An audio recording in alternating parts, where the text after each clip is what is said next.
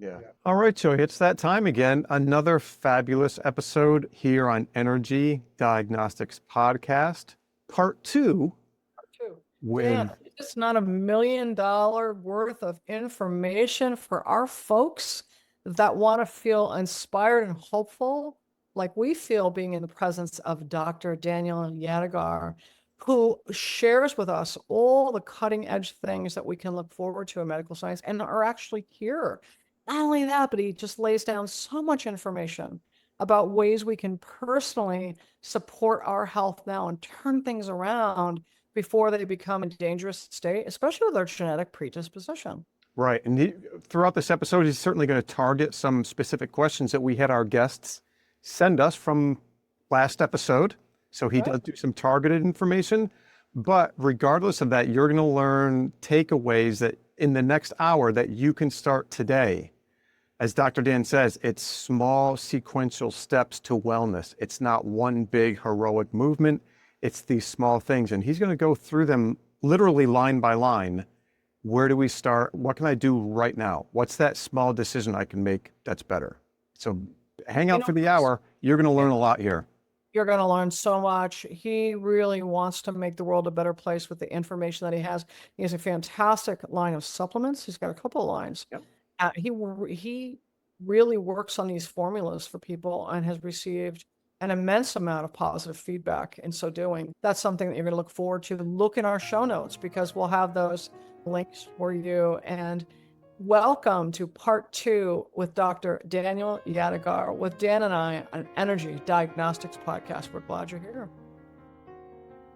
Welcome to the Energy Diagnostics Podcast. Join award-winning educator and sound healer Joy Adler and musician and teacher turned energy healer Dan Zavadil as they dive deep into the world of alternative healing, music, and sound therapy.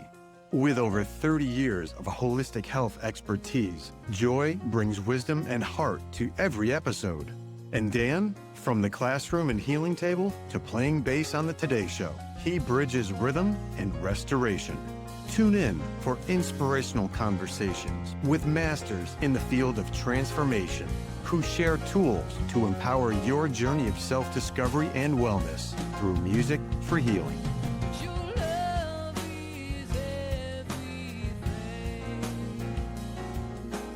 All right, Energy Diagnostics Podcast, this time with Dr. Daniel Yadegar. We had to bring in my co-host, friend, and colleague, Dan Zavadil. Dan, you're so interested in what's going on here. This is a continued conversation. Welcome, Dr. Daniel Yadegar. Thank you for being with us again. Thank you for having me.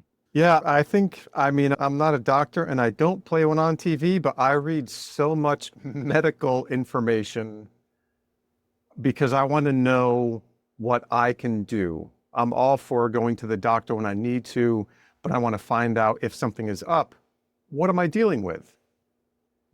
And I will certainly then use medical advice and whatever I need to do, but I also want to have, and I think on par with what you told us last time, some agency in my decision-making and how I want to go about dealing with whatever comes up. So I'm always digging into whether it's cholesterol or neurodegenerative and diet and food. Food is such a big thing, I think, too. Getting the proper, right, food, sleep, water, right? That's where you got to start. But you have a wonderful set of slides for us today to talk about as well, to go into much more in depth about what's going on currently. And a promise that was kept to our viewers and listeners. We have so many folks excited in the private holistic healing sites on socials that are like putting stuff out. And let me just tell you, ladies and gentlemen that are watching this, this is part two with Dr. Daniel Yadegar. And he is a master of healing, Harvard graduate, Cornell, right, triple board certified surgeon. And you have your finger right on the pulse of everything that's going on. You're going to be sharing with our folks today breakthroughs and innovations in medicine, because we got so interested in your episode from last time when you started talking about gene sequencing and where medical science was going to be heading in the next 10 years, where we could really stave with genetic predisposition issues and really help to break the chain and our families of origin. We're very excited. We invited, actually, Dr. Dan invited our viewers and listeners to ask any question, kind of take a poll, put a finger on the pulse, pardon the pun. What do you want to know? What could he share with you? Well, I sent your questions to Dr. Dan, and he immediately just, as you notice, he teaches extemporaneously. He has answers to your questions and even more today on Energy Diagnostics Podcast, joining with a healer's path and someone who's been walking their path since you were a small child.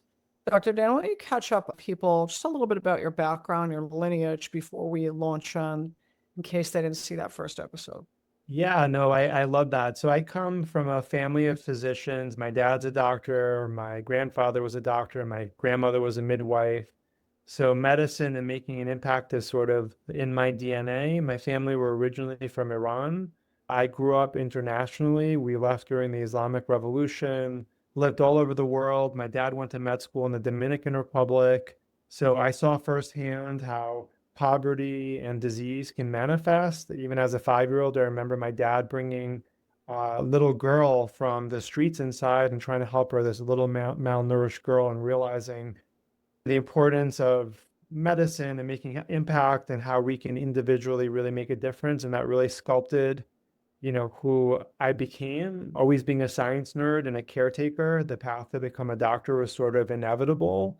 I was a perfect marriage of those two things. I was that high school student who was a candy striper and in college, ran the pre-med society. So I was always that sort of science meets heart kind of person. And fast forward, I have the pleasure of being on here with Joy and Dan to talk about innovations in health and wellness as part of this sequel. Thank you, Dr. Dan. This is so special because, walking the path of a healer and having been trained by Barbara Brennan, the great NASA physicist, who knew that in order for holistic healing to be accepted, there had to be an immense body of scientific research to be accepted. And we are the only college in the world that was granted university status. We were licensed by the Florida Medical Board. That's a really big deal. And her dream is what you're offering us today, which is to treat the whole person. She envisioned one day that medical practitioners will be working side by side with healers to treat the whole person, a care team. And so I want to thank you because this is really a big part of the path, and we need a care team, right? And so we've got a lot going on in the world and a lot of unique things that you are personally seeing as a doctor. And you are triple board certified internal medicine, cardiology, ladies and gentlemen, and age management. You're really kind of an expert. You focus on preventative medicine and longevity, drawing on your wide variety of training and life experience to treat members in an evidence-based, creative manner. And you're sharing that knowledge with us today.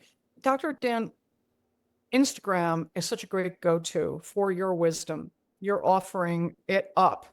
And the handle is @ and we're going to put that up on the screen too, everyone, to keep this conversation going. We want you to be learning from Dr. Dan, and he is amazing with preventative care. I have to say, I'm very impressed. Like, you're really knowledgeable about supplements. You have your own company. I'm wondering if you can tell our viewers and listeners a little bit about that. Yeah, the interesting thing is that I love everything from, I believe in the whole pharmacopoeia that's out there, with everything from holistic natural things, supplements, salt palmetto, LOX, DHT conversion. So I have a supplement line that's for hair growth. But I also sit on the boards of companies that are innovating real science that can make an impact in terms of heart disease, neurodegenerative disease, immuno-oncology, gene editing, etc. I know that medicine loves to label and say, well, I'm a holistic doctor and I'm an allopathic doctor. And then if that's the case, then you can't be on the other side of the fence. You can't even look on the other side of the fence.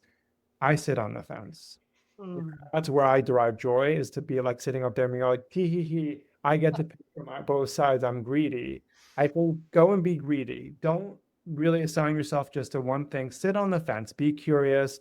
There's some great functional and integrative medicine approaches to health and wellness, there's some great medicines that have billions of dollars of research behind them that can really help the right person. And it's really about being open, curious, evidence-based, and I think a little sprinkle of intuition can't help, hurt either. You have a So lot of knowledge. So I recently watched a reel where you shared an exact formula that you had created in your supplement company to deal with the issue du jour that you were discussing. Dan Zavadil, you would love it. It's like, here's a doctor that's sitting on the fence, but he's creating formulas like an alchemist. Yeah. It's just what we need, right? No, I've been checking those out and watching. Like I said, I'm such a gatherer of that information, and to be able to be on here and talk with you personally and just learn, it to me is great. I love it. Your reels are great. The information you put out there, it's nice to know it's coming from somebody with such a great heart as well, and really does have every person's best interest in mind. That to me that is, anybody can sell anything, but you are just really conveying information for people to learn how they can be their best, no matter what predicament they're in, economic, whatever. You want everybody to ever have a fair shake when it comes to their health, and I love that. thank you. No matter what economic level you're in, there's always a best or better decision to be made. You can go to the dollar store and you can buy a Snickers bar, or you can buy a piece of fruit. And there's always a better, good decision to be made, no matter where you are. I want people to really tune into that you have that ability, no matter where you are, to make good decisions for yourself. I think that's a really good point, because I think with so much being bombarded with pharmaceuticals, and like you said, there are some great pharmaceutical drugs out there. We need medicine for We do, but in a way it sort of takes away, like you said, that agency of, I can just make this decision at the grocery store and do this in conjunction with. Absolutely. Yeah, the one thing we don't want to be is, I love the word reductionistic. Reductionistic means, okay, I'm going to be sort of tunnel visioned. I think I'm only going to do things that are natural, and anything that comes out of a pharmacy is bad. Or the opposite. I only believe things that come out of a pharmacy and were made out of a lab. I think that's too cubbyholed. And that, we live in a world with so many options, and there's so much data that we can make decisions on both sides of it. And we're here as a team to help engender that, to help support that, and to have our audience make really good decisions, because at the end of the day, you're going to reach your highest potential when you come from a place of self-awareness, self-love, and self-love involves making serial, small, good decisions one after the other. It doesn't have to be this heroic single act. It's the small things, maybe using a little bit less plastic when you're going shopping, thinking about detoxification pathways and what might help detoxify our bodies with all the toxicities. And we're going to get into that. And it's really good small decisions. And the first thing is just the awareness that you want to be on that path to make good decisions for yourself, and that you're worthy of it. And that's what we're here to support. We're going to go a little deeper today, because you are noticing some emerging trends in young onset disease process. And we're going to start the share of this amazing information that you just put together from everything that you're seeing, from your immense body of knowledge, Doctor. Emerging trends. Let's take a peek at that. Yeah, the first thing I wanted to talk about is sort of the rising incidence of disease in younger patients. Recently, the American Academy of Gastroenterology just dropped the screening colonoscopy guidelines from 50 to 45, because we're seeing a higher incidence of colorectal cancer in younger patients. This is not to scare people. I think the importance is really to know the facts, so that we can connect with our primary care doctors and make good decisions and do the appropriate screenings. It looks like there's a rising incidence of not just colorectal cancer, but breast cancer, kidney and pancreatic cancer in patients under the age of 50. Some of these are due to genetic predispositions, but if we think about it, with the global trends in industrialization, with contamination of our water, our air supply, we haven't been amazing to Mother Earth. And as a result of that, I think it's showing up, the burden is showing up in people's bodies, and people who otherwise would be healthy are developing disease at an earlier age. So as we talked about it, some of it has to do with contaminated waters, like these forever chemicals. We all know about the heavy metals that are found in our fish, mercury, lead, arsenic, etc. We know that the fine particulate matter, this PM 2.5, and volatile organic compounds are increasing in our environment. So in areas where there's bad air quality, it's really impacting and increasing the risk of possibly developing lung cancer. Although a lot of these things we're just starting to make the connections of, like, how does heavy metals affect brain health? How does these forever chemicals affect our risk of cancer? How does air quality affect asthma, emphysema, lung cancer, etc.? A lot of our makeup, our suntans have BPAs and phthalates and all these sort of chemicals in them that are endocrine disruptors affecting fertility. We have a world of foods that are sprayed with glyphosates and different herbicides and pesticides that are often banned in other countries. The US, their cutoff for what's acceptable is much lower than a lot of other countries. So we have a lot of environmental exposures that you might not necessarily get in Europe. We talked about microplastics on our last segment. We're literally living in plastic. We live in a Barbie world. Plastic bottles, plastic everything. And that's not what the human body's made out of. There's no plastic in the human body. And then over the course of a lifetime, you have these compounds and molecules that were never genetically really meant to be there and can have health outcomes.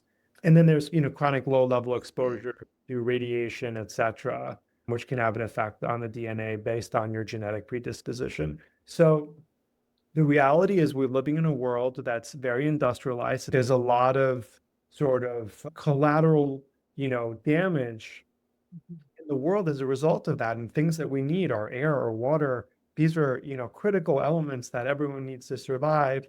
So the question becomes, what can we do to sort of mitigate some of that risk? I love this conversation. Just being up in the Adirondacks, you can see the scene behind me, right? In the Adirondacks, they used to call it, during the Industrial Revolution, take the cure. So many people were toxified, right? And of course, we had tuberculosis in those times, etc., that people were told to move up north into the mountains and the Adirondack Mountains and lakes because of the purity of them. And it was called take the cure. Saratoga Springs, they still have beautiful springs that are emitted from the ground for specific healing. And a lot of people had to leave the city because of the toxins, right? The Industrial Revolution. Those are those forever chemicals. Thanks for breaking that down for me. What is that like for you as an Instagram fave? People are scrolling to learn from you. What's it like for you, Dr. Dan, to be scrolling and just see all of these videos and reels for makeup? Do you start to get curious or concerned about what are in them that people are buying? I do, only because there's not tremendous visibility. People don't really know what these ingredients can do. I have 2 small kids, so I think about the world that they're going to be entering. I have my beloved patients and friends and family and this audience that I'm speaking to. And I think about it like we have all these different hairsprays and makeups and tanning lotions and lipsticks, and a lot of them do have a lot of these endocrine disruptors in them. So just looking at the ingredient list, if you're not sure, there's a website, I think it's called the Environmental Working Group, EWG, and they rate things based on their toxicity. So if you're not sure, there's resources out there where you can look up and say, well, I want to buy a sunblock that's mineral-based. What did the EWG rate it? They come out with the Dirty Dozen every year. They sort of coined that term of the Dirty Dozen fruits and vegetables that have the highest level of pesticides. Those are the ones that I almost always try to buy organically based on the EWG rating. So there's resources out there. There's ways to navigate around this. That's a good site for everyone. Thank you. You talked about, and this was music to my ears, Dr. Daniel, because here you are a doctor and you're actually wanting to look at when someone has a diagnosis, or they're sick, that you're concerned, you're looking at nutrition. Love that. And here we have the modern lifestyle and diet. Tell us more. Yeah, I mean, food is medicine. If I could say that 5 more times, I would. Food is medicine. You're putting this nutrient in your body to help run the energy centers of your body to get the right fuel in. And that's the point, that's the purpose of food. Now, if food has preservatives, endocrine disrupting compounds, food colorings, etc., those are things that your body doesn't really need. And if anything, it can actually cause inflammation. And we know that inflammation is the nidus and cornerstone of so much disease. So whether we talk about heart disease or cancer or Alzheimer's, it all starts as an inflammatory process.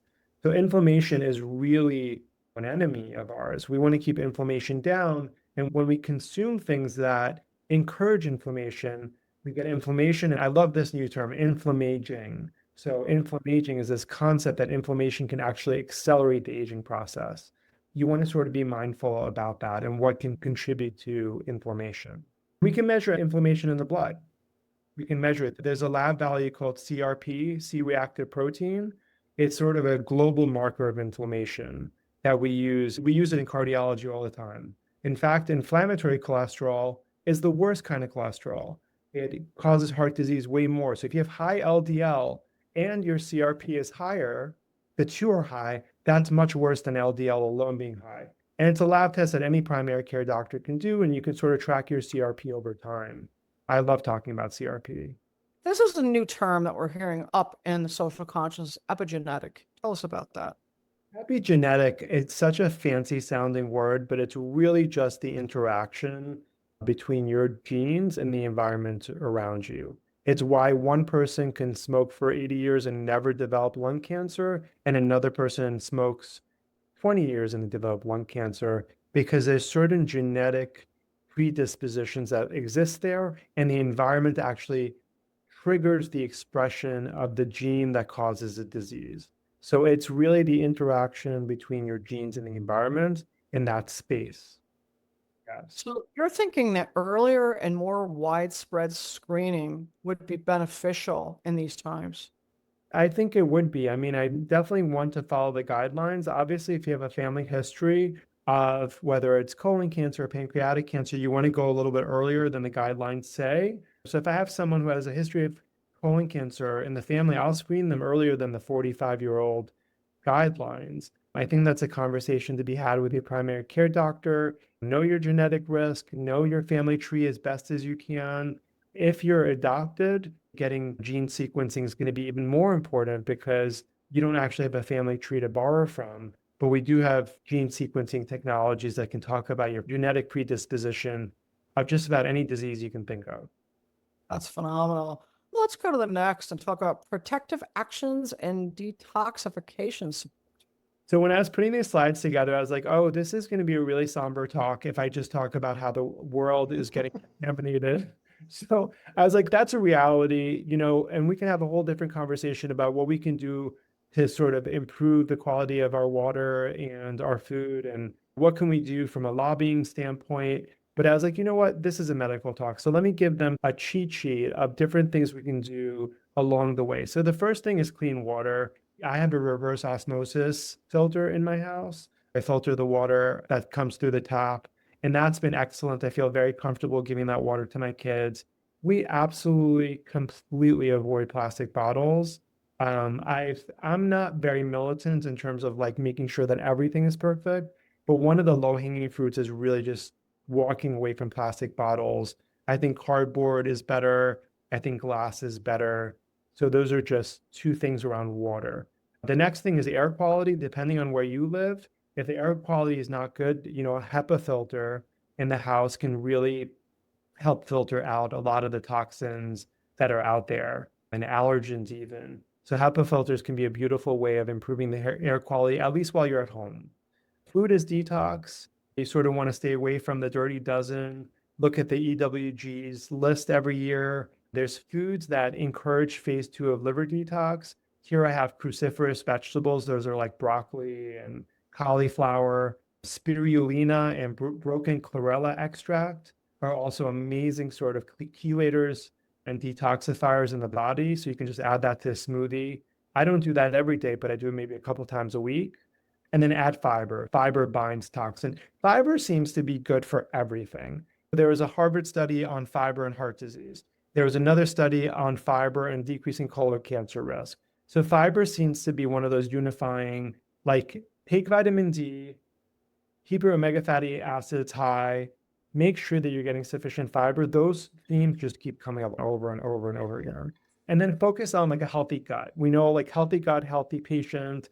So, fermented foods, stay away from inflammatory foods, make sure you're eating prebiotics, probiotics. Your GI tract actually has the highest concentration of immune cells in the entire body. It's an incredible line of defense. So we want to have a happy tummy, and when we have a happy tummy, our detox defenses are even better. Reduce everyday chemical loads, so sort of minimize your exposure to cleaning products and chemicals that have phthalates and parabens, and avoid microwaving plastic containers. Support detox pathways. You want to make sure you're adequately hydrated. If you have access to a sauna or an infrared sauna, that's great, but you can always just go exercise, and just exercising and sweating can get rid of some of the impurities in the body and support your liver with things like glutathione, N-acetylcysteine, B vitamins, and selenium. To state the obvious, and I've got to say this as a cardiologist, don't smoke. If you're smoking, vaping, smoking marijuana, you're sort of exposing yourself to carcinogens, and that's going to impact your DNA and DNA repair. So if you're looking to make your DNA angry and create a mutation, then those are the things you would do. So don't smoke, minimize alcohol intake, and I personally stay away from processed meats. So any processed meats, there's been an association with processed meats but with heart disease and cancer. So this is my little cheat sheet. Maybe print it out and put it on your fridge. Absolutely. This is fantastic. I love it. So much good stuff in there. And some of these breakthroughs and some of this cancer treatment that are probably a result, just as you said, we can take these small steps towards wellness. It's like if it were just the water where we had to watch out for, but it's water, it's air, it's soil, it's food, all of this, it's small steps that are heading us towards cancer and these immune issues, right? Absolutely. Absolutely. I mean, obviously, there's going to be some people who have a genetic predisposition, and despite doing everything perfectly, the genetic predisposition is so strong that the risk of cancer is going to be very high. Those people will need a higher level of surveillance, and we have surveillance. We can even do surveillance without radiation with MRI. MRI has zero radiation. So, there's ways to do that. But I would say the majority of people who develop disease, it's from lifestyle and from things that are preventable. And we have the knowledge and information and enough track record to know what kind of patterns create disease. Our job is not to get it perfect. No one's going to get it perfect, but to try to give it a good effort. How can we be good about our water supply? How can we make sure that we're breathing healthy air, getting to the gym, supporting those detox pathways? The same themes keep coming up over and over again. And we're going to keep going over them until it's well assimilated. Yeah, we almost have to rewire our brain to thinking in this model of not what's good today, but what's going to be good 10 or 20 years from now. How am I going to want to be? We sort of have to take that a little bit further lens to look out that far. Yes. Which can be hard to do. I'm loving the explanation of immunotherapy because we hear this a lot now as an option for folks that are not well. And can you share a little bit about that? I've got to say, out of all the fields in medicine, whether it's cardiology or neurodegenerative, cancer has had the biggest developments, the most research dollars behind it. And there's been a lot of breakthroughs in the way that we treat cancers. And used to just be chemotherapy. And although chemotherapy is still important, we have different other modalities that are coming through that may help us treat and diagnose cancer more effectively. So immunotherapy is something that we use a lot. This is a way of training the body's immune system to recognize and destroy cancer, to actually leveraging your own immune cells to kill the cancer and eat it up like Pac-Man. So imagine knowing your T cells. So T cells are deficient in patients who have HIV and AIDS. We can actually train your T cells to say, okay, there's that pancreatic cancer over there. That pancreatic cancer has that cell receptor. So like a heat-seeking missile, you T cell are going to go over there and selectively and only eat up those pancreatic cancer cells. That's what immunotherapy is, and we're getting really good at it. CAR T is one kind of immunotherapy, where they take the patient's T cells and train them out of the body to go and attack the cancer. So really, really amazing science. And think about it. If you're taking your own T cells, it's kind of like body heal thyself, right? We're actually using your own soldiers, training them outside the body, and then reinfusing them back into the body and say, hey, that's where you need to go. That's where the show is. That's where the battlefield is. Wow. You Yeah. explained this so well, Dr. Dan. Thank you very much. So these are the emerging trends in cancer therapy. Please tell us more. So there's other things, there's targeted therapy. So we know that, like, for instance, I know we spend a lot of time talking about cancer, but it's really easy to explain these concepts with cancer. Different cancers have different mutations, and we can actually exploit, like, in a biopsy of cancer, we can sequence that cancer, and based on that mutation, we can target drugs because we know that cancer carries that mutation.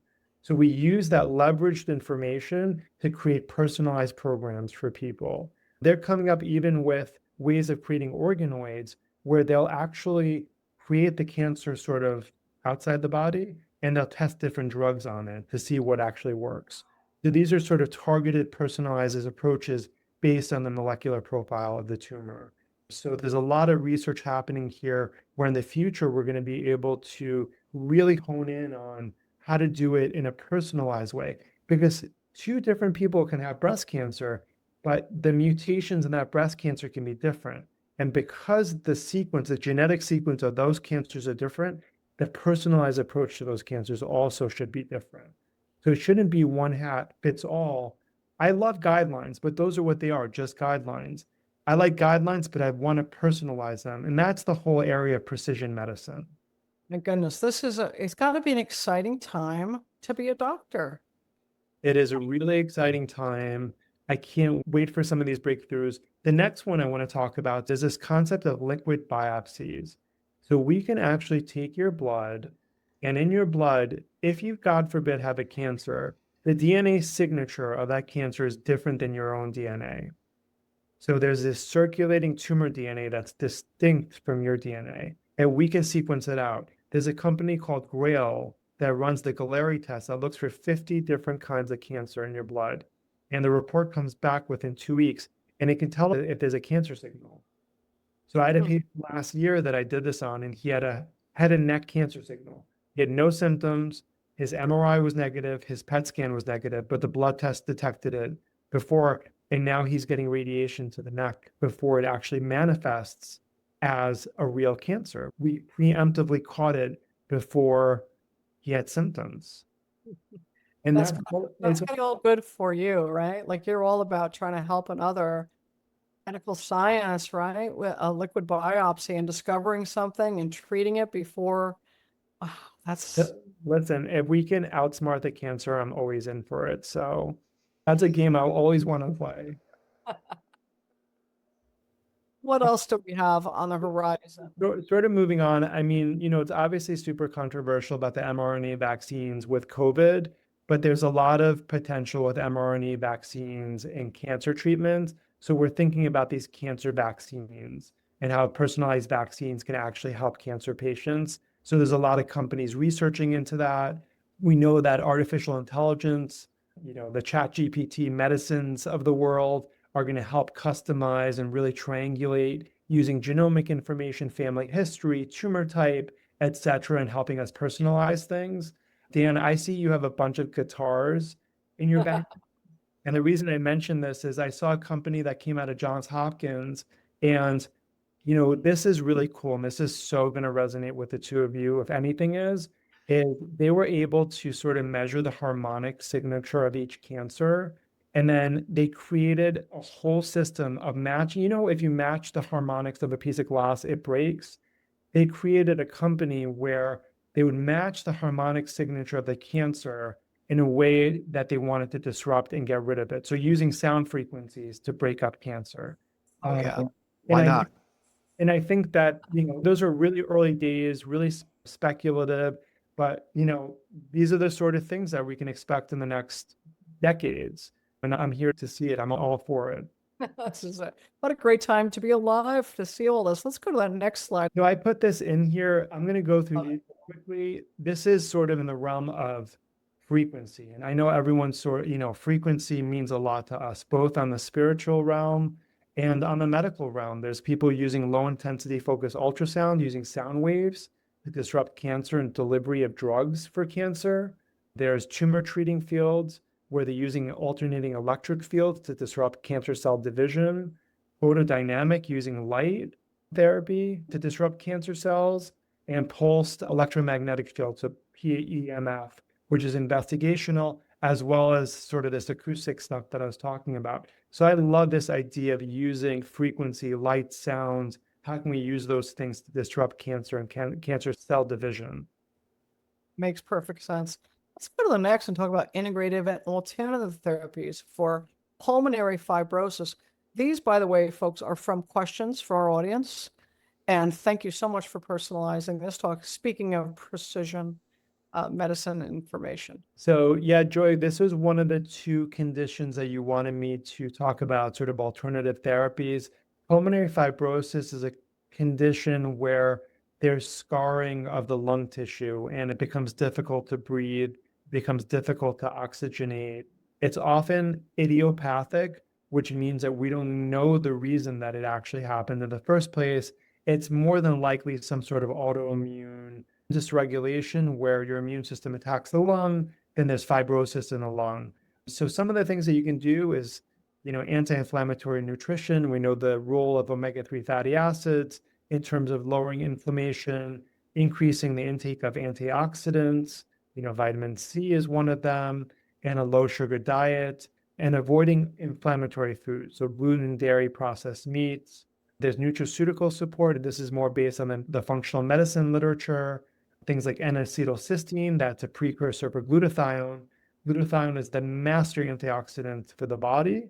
N-acetylcysteine is a precursor for that. And we know that glutathione levels decrease as we get older.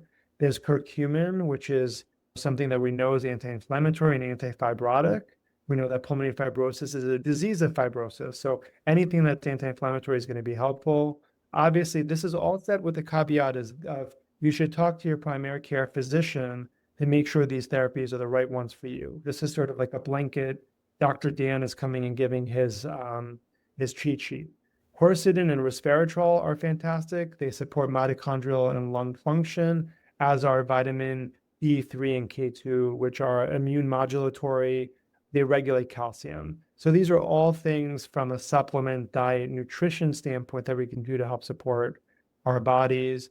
There's, I don't know if I'm pronouncing this right, Buteyko breathing, which helps reduce breathlessness and improve CO2 tolerance. And there's a lot of data around yoga, Tai Chi, and Qigong in improving lung, vital capacity. So how much you can actually expand your lung, how well you can use your lung. And then we know that meditation and heart rate variability training for vagal tone can actually reduce inflammation as well. So there's a lot of things you can do at home. But wait, there's more. There's more, yes. There's a lot. Pulmonary fibrosis, there's actually a lot. So there's investigational is hyperbaric therapy, hyperbaric oxygen therapy.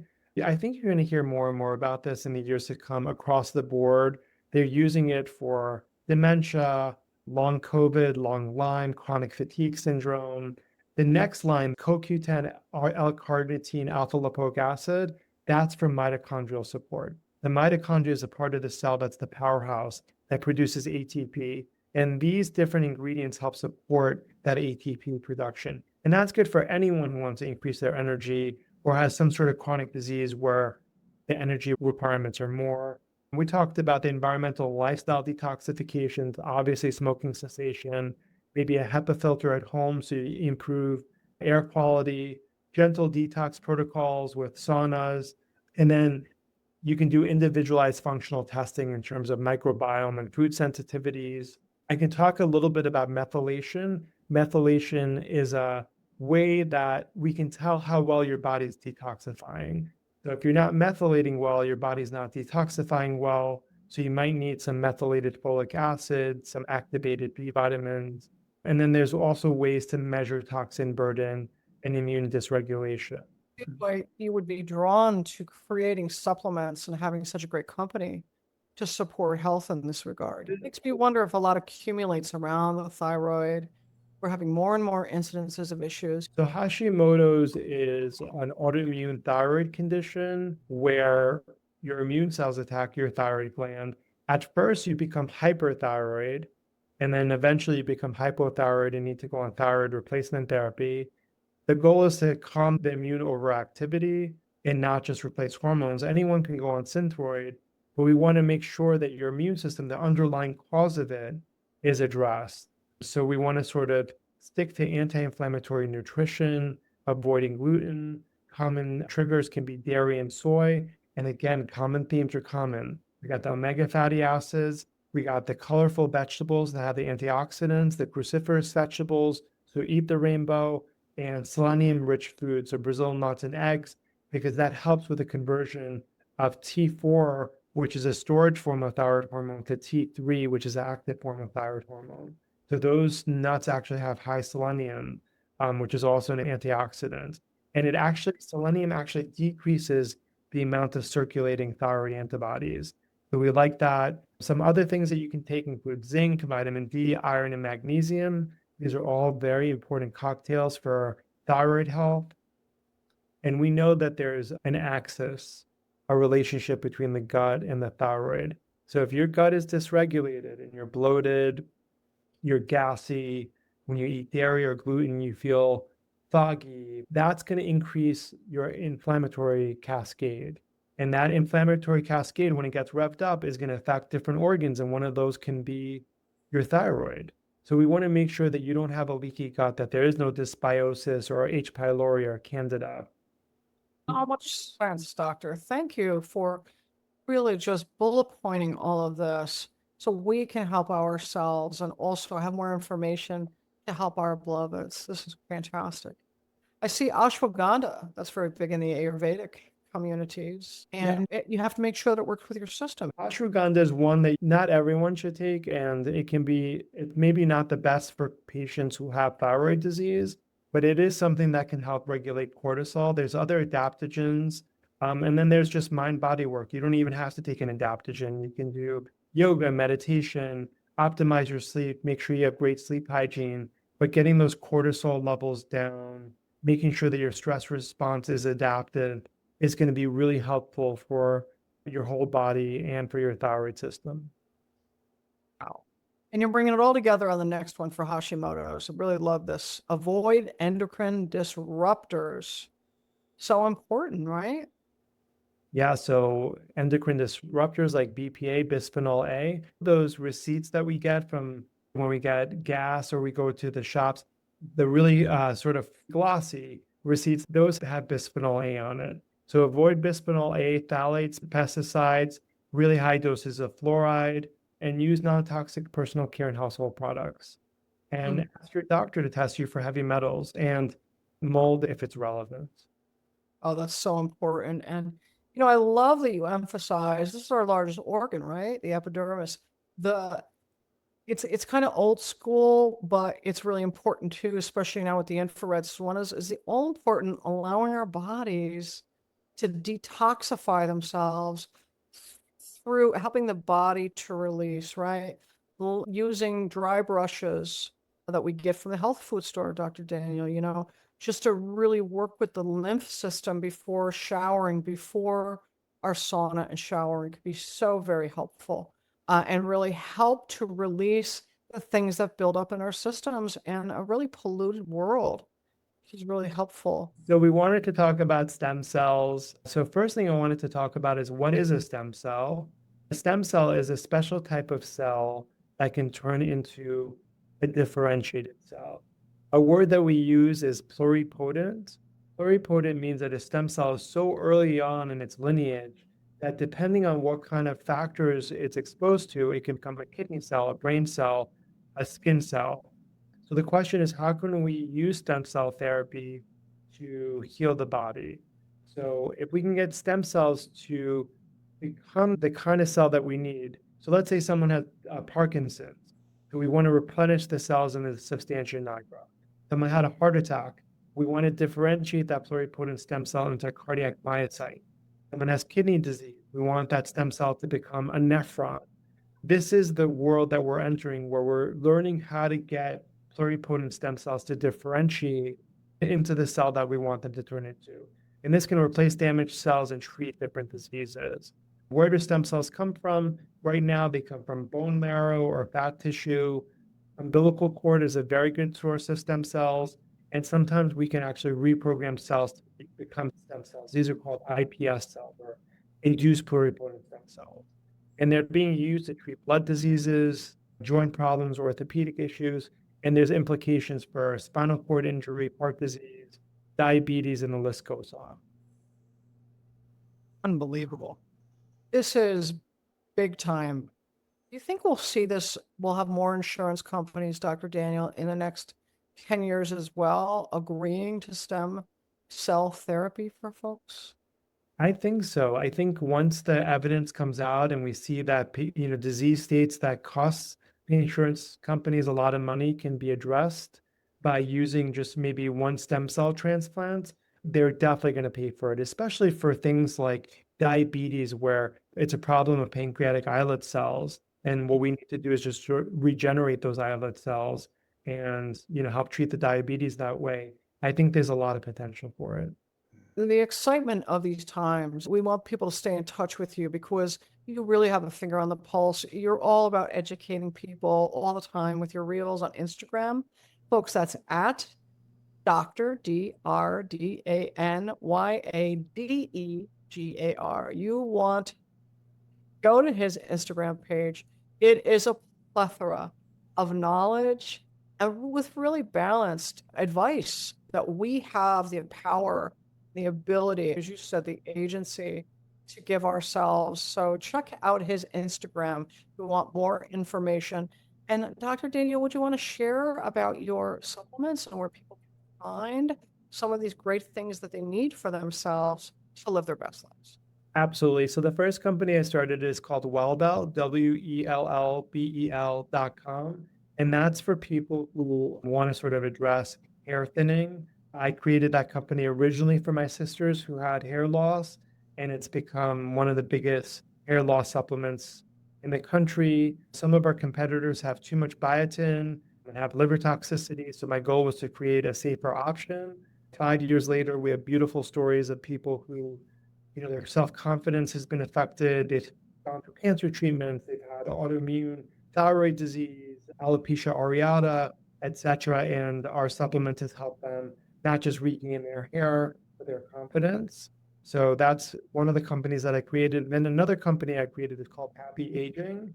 And that's a women's focused longevity company that has different solutions around NAD, sleep support, and antioxidant support for the body. Really appreciate your sensitivity. It's very challenging working with women who aren't even allowed in their annual appointment to get the all-important hormone test, right? And women are falling through the cracks. The fact that you have supplements toward that end and supporting women, supporting people to be their best selves, I think that's going to be something that's highlighted also. I mean, that is really the wild, wild west. And that's a place where that could really use some support. So I appreciate that you're working toward that end. Exciting times, medically, scientifically. I'm happy for you, Dr. Daniel, and the world to have you in it. Like, I can imagine, since you were a young boy, you just wanted your love, your knowledge to heal. You wanted to understand how you could help. And you're doing it in so many ways here. And we thank you for supporting us and our beloveds that have asked questions that you have literally singled out with some fantastic holistic ways to support oneself. Dan, did you want to say anything? You really wanted to be here with Dr. Daniel today on Energy Diagnostics Podcast. I did. I'm going to just reiterate, I love your passion and that you really just do speak from your heart, and you are looking for the best for everybody to have their best day, no matter what stage they're in. What's that better decision? And I think putting as you'd mentioned when you were talking with Joy last time, that hope out there and seeing some of these things coming down the pipeline now, where we can reprogram these stem cells, use AI to sequence the cancer and then look at your own genetics, put them together, and find that targeted therapy, I think is going to just change the world. Absolutely. Never lose hope. We're in this together. There's a lot of amazing breakthroughs happening. And let's hold that space that we have a healthier world, that we can make an impact on that. But in the meantime, I wanted to sort of outline the resources we have to live our best lives and make all those sequential good decisions, because each decision that you make is ultimately a handshake with your own DNA. And you want to continue to make good handshakes with your DNA and your genetics and your body. So we'll keep the conversation going. And it's been a pleasure to be on with you, Joy and Dan. Been amazing. And thank you for sharing with our audience that all healing is self-healing. We have the ability, our bodies are designed to heal themselves. Science is catching up and tapping into that. There couldn't be a more incredible time to be alive and well. And we thank you. Energy Diagnostics Podcast. Thank you.